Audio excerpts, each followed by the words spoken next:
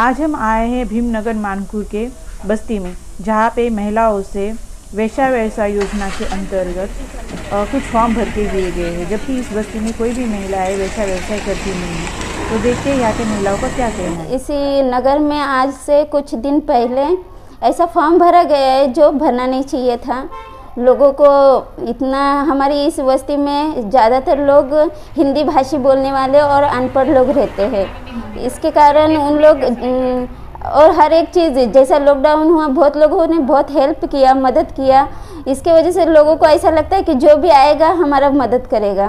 कुछ दिन पहले अब वो कौन आए थे उनका नाम नहीं पता है मुझे, जो 2-3 जन आए थे, उन्होंने एक वेश्या व्यवसाय करने वाली महिलाओं के लिए फॉर्म भरा गया। लेकिन हमारे बस्ती में ऐसा कोई भी महिलाएं नहीं रहते। हम गरीब है, लेकिन वैसा उस व्यवसाय करने वाले नहीं हैं। हम मेहनत करके खाने वाले लोग हैं और इस नगर में ऐसा नहीं होना चाहिए था। जो जवान जवान बेटी लोग हैं जिनका अभी शादी भी नहीं हुआ, उन लोगों का ये फॉर्म भरा गया है ना। मला अंजनाताई भेटल्या।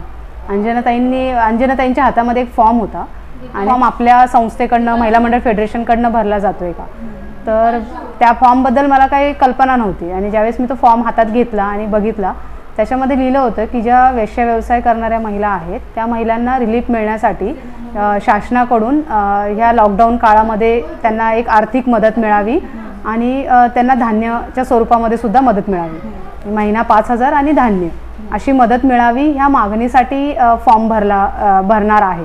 त्यांच्याशी ज्यावेळेस मी चौकशी केली की हा फॉर्म तुम्हाला कसा काही मिळाला, कारण मला माहीत आहे की या वस्तीमध्ये वेश्या व्यवसाय करणाऱ्या महिला नाही।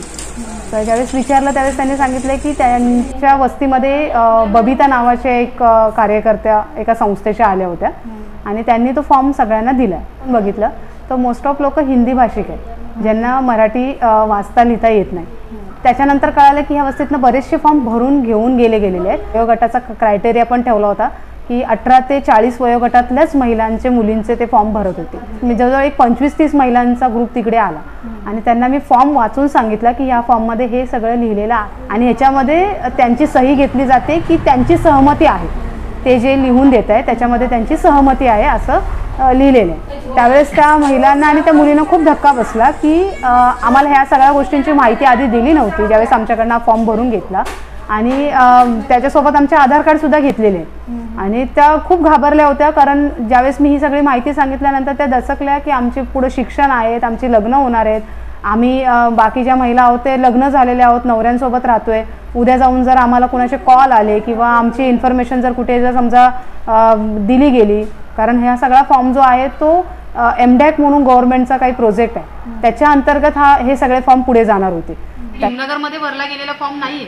भीमनगर सारख्या चेंबूर ट्रॉम्बेमध्ये अनेक वस्त्यांमध्ये हा फॉर्म पोहोचलेला आहे आणि जिथे जिथे आम्हाला कळालं महिला मंडळ फेडरेशनला की अशा पद्धतीचे फॉर्म वस्त्यांमध्ये भरले जात आहेत, तिकडे आम्ही तात्काळ ते फॉर्म थांबवले आणि आम्ही त्या संघटनेच्या लोकांशी संपर्क साधला की तुम्ही ज्यांचे फॉर्म भरले तो डेटा पुढे पाठवण्याआधी त्यांचे फॉर्म त्यांना परत करा। आणि माझा फोन त्यांच्याशी बोलणं झाल्यानंतर तासाभरात त्यांना त्यांचे फॉर्म परत मिळाले। महिला मंडल फेडरेशन और वीडियो वॉलंटियर के दबाव के कारण इस बस्ती में जो फॉर्म भरे गए थे वो फॉर्म उस संस्था ने फिर से रिटर्न कर दिए और सभी लोगों से अपनी ओर से माफ़ी मांगी कि हमने जो काम किया वो गलत किया। माफी जर त्यांनी वस्तीमध्ये येऊन मागितली असती तर थोडा निगेटिव्ह असर झाला असता, कारण कार्यकर्ते आहेत त्या कार्यकर्त्यांना वस्तीतल्या लोकांनी विचार न करता मारहाण सुद्धा केली असते। ज्या ॲक्च्युली त्या व्यवसायात नाही आहेत त्या महिलांचे पण फॉर्म भरले होते, तर ते थांबवण्यासाठी तात्काळ आम्ही लगेच व्हिडिओ व्हॉलंटियर्सची मदत घेतली होती।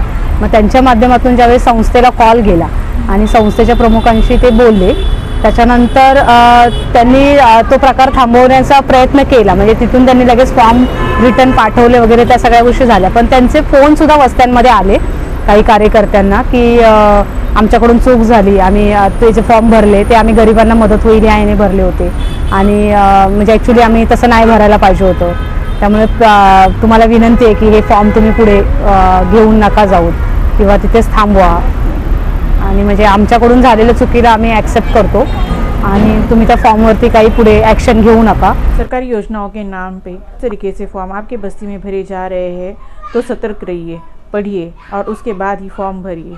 मैं यशोधरा सावे, इंडिया अनहट के लिए।